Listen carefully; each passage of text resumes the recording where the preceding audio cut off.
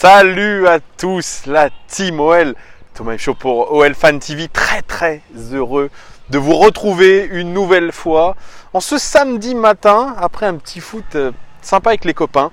Non, je n'ai pas le maillot de l'Olympique Lyonnais, vous l'avez remarqué, j'ai le maillot de nos bourreaux, le FC Barcelone. Mille excuses à vous, mais j'aime beaucoup ce maillot, il est très beau. Bref, on n'est pas là pour se justifier, on est là pour parler, je suis là en tout cas pour vous parler de la surprise du chef. Le futur entraîneur de l'Olympique Lyonnais sera Silvinho. Silvinho, pour les plus jeunes d'entre vous, vous ne connaissez pas forcément le joueur qu'il a été. Fantastique joueur, il a 45 ans, mais il a joué à Arsenal, il a joué au FC Barcelone, il a joué au Celta Vigo.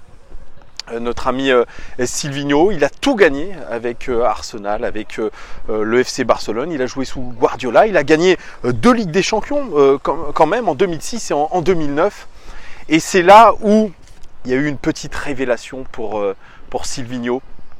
Quand il jouait sous les ordres de Pep Guardiola, en 2009, demi-finale de Ligue des Champions contre Chelsea à Stamford Bridge, Iniesta marque le but victorieux, mais par contre il faut gérer la fin de match. Silvinho est sur le banc de touche, Guardiola est un peu perdu sur comment gérer la fin du match. Eh bien, il va aller voir Guardiola et lui chuchoter à l'oreille ce qu'il faut faire, comment gérer la fin de ce match, et c'est quand même incroyable. Alors attendez, j'ai un grand supporter de l'Olympique Lyonnais là, qui est ici présent, est-ce qu'on va le voir?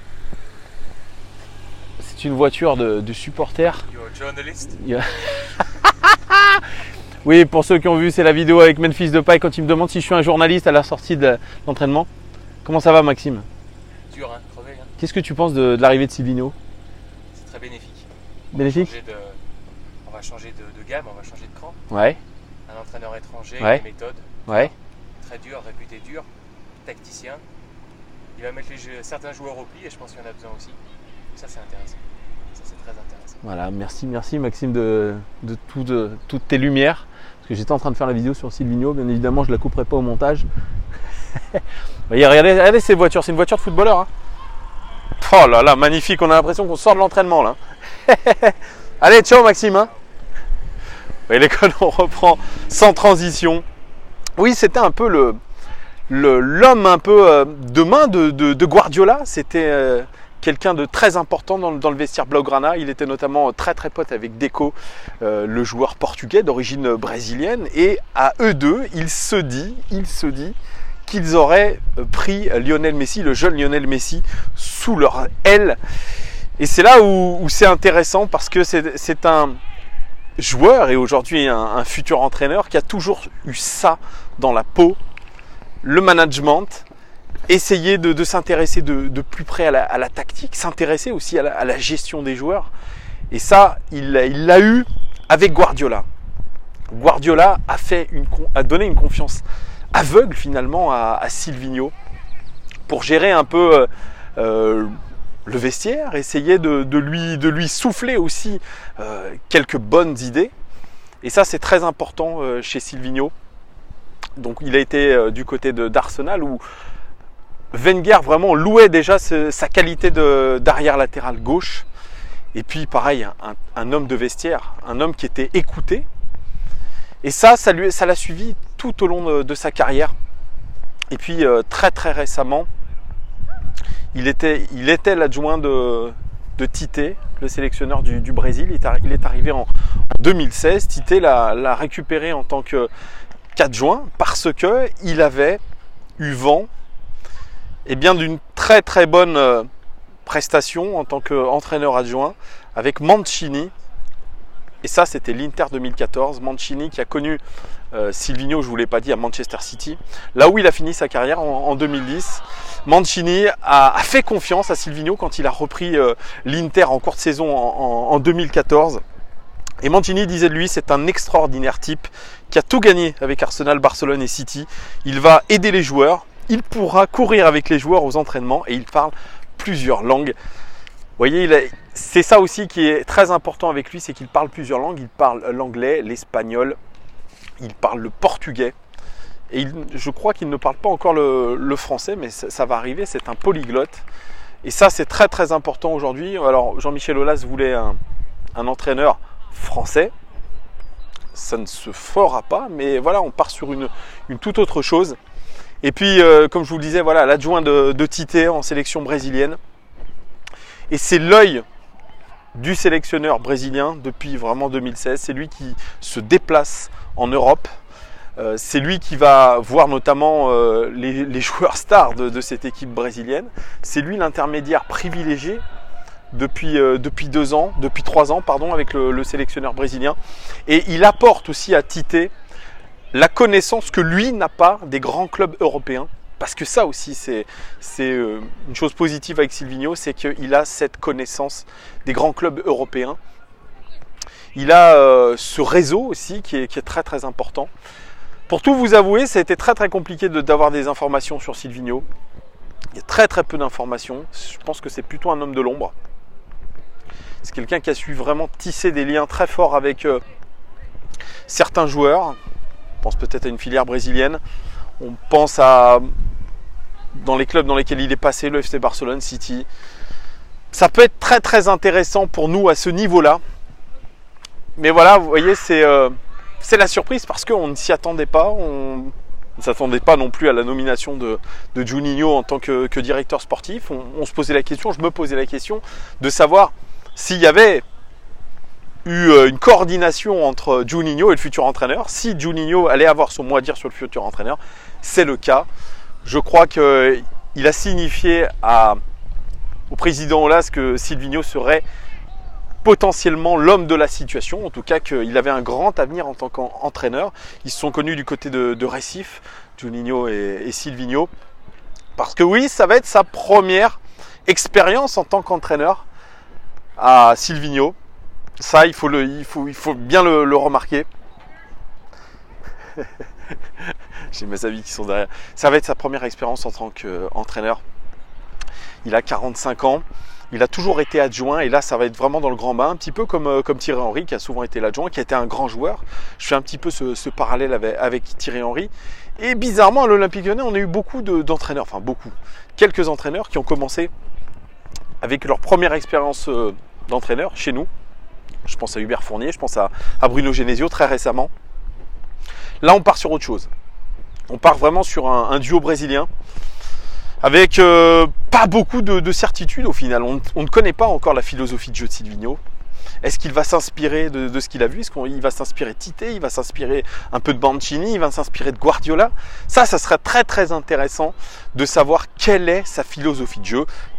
Quand je dis philosophie de jeu, qu'est-ce que j'entends par philosophie de jeu? J'entends, est-ce qu'il va vouloir presser haut l'adversaire? Est-ce qu'il va vouloir jouer en bloc bas? Est-ce qu'il va vouloir faire du contre-pressing? Est-ce qu'il va vouloir défendre en zone? Défendre en marquage individuel? Bref, il y a beaucoup de choses qu'on voudrait savoir sur Silvinho. Parce que oui, je partage certains points de vue qui disent que on va dans l'inconnu. On nous a annoncé du Mourinho, on nous a annoncé du Laurent Blanc, on nous a annoncé du Hervé Renard, on nous a annoncé du Ranieri, et puis au final, on se retrouve avec Silvinho. Voilà, aujourd'hui, on est en droit de se poser la question qu'est-ce que vraiment ça va donner en tant qu'entraîneur?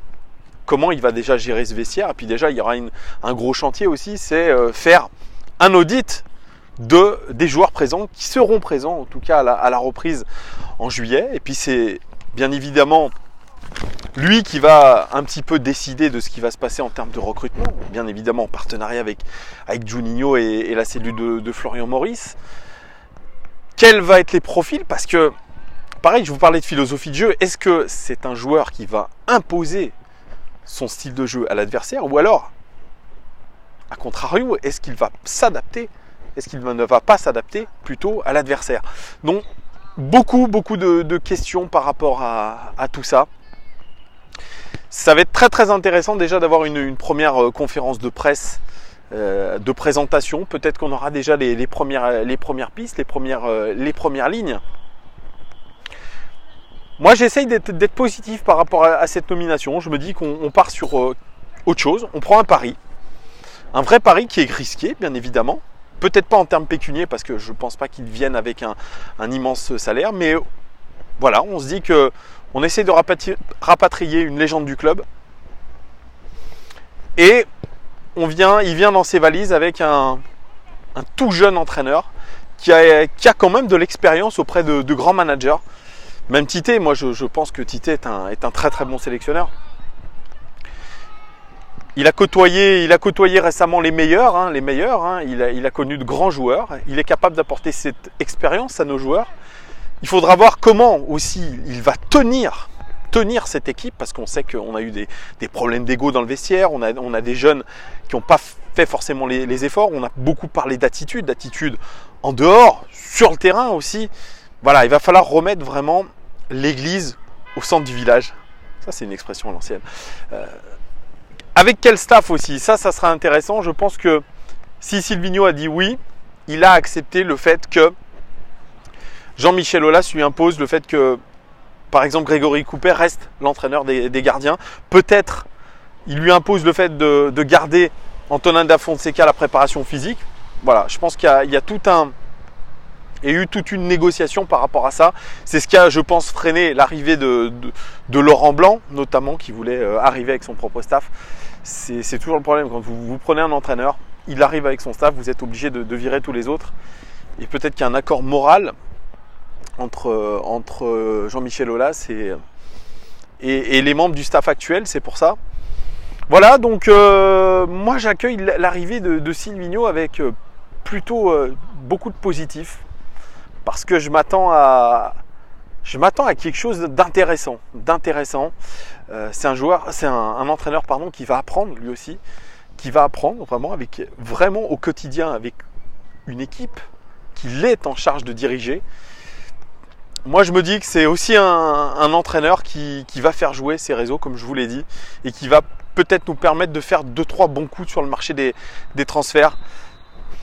Donc voilà, c'est tout bénéfique, mais j'attends vraiment la première conférence de presse et des questions. Et cette question-là que j'aimerais avoir, cette réponse à cette question, quelle est sa philosophie de jeu? Comment veut-il s'y prendre? Ça, c'est très très important. Parce que bon, au-delà du système de jeu, il faut avant tout avoir une philosophie. Et beaucoup de supporters, dont moi le premier, on a demandé une vraie philosophie de jeu qu'on n'arrivait pas à trouver sous Genesio. Sous Genesio, on se disait, mais où va l'équipe? C'est un peu la même chose aussi avec Garcia du côté de Marseille. Où va l'équipe? Dans quel sens on va? Dans quelle direction? Quel est le plan de jeu de base? Quels sont les consignes données aux joueurs? Et par moment, on s'est demandé vraiment si les joueurs n'étaient pas en pilote automatique. Mais ça, on le saura qu'après coup. Voilà, moi, c'est tout ce que j'attends de la nomination de Silvinho. Dites-moi, vous, les gones, en commentaire, qu'est-ce que vous en pensez? J'ai commencé déjà à voir sur la vidéo de l'avant-match de Caen. Il y en a certains qui sont sceptiques. Hein. Vous avez le droit d'être sceptique. Mais laissons-lui sa chance. Si ça a été réfléchi comme ça, si Jean-Michel Aulas l'a réfléchi comme ça, c'est qu'il pense que il peut y avoir du bon. Donc voilà, essayons de faire confiance à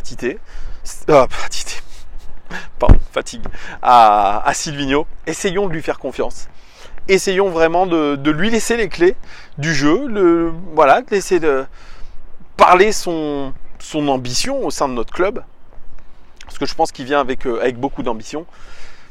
Moi, je suis en tout cas très très confiant, les gones. J'attends votre retour. Et bien évidemment, il y a le match contre Caen ce soir. J'espère que vraiment les gones, ça va le faire, on va tout faire pour se qualifier en Champions League.